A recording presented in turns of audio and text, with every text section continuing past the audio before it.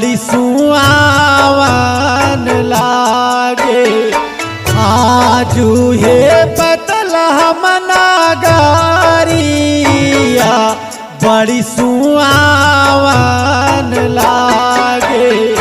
पहली बचन देह धरिया बड़ी सुहावन लागे। पहली बचन देह धरिया बड़ी सुहावन लागे।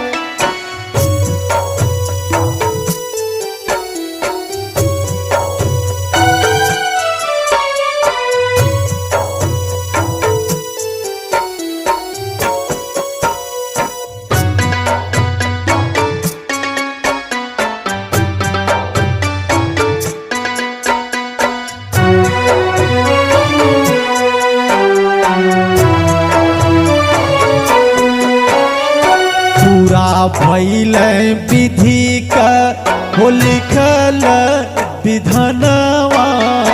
पूरा भइल विधि का हो लिखल विधनवा।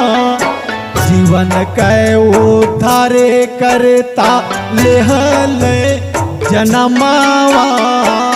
जीवन के उद्धार करता लेहल जनमावा।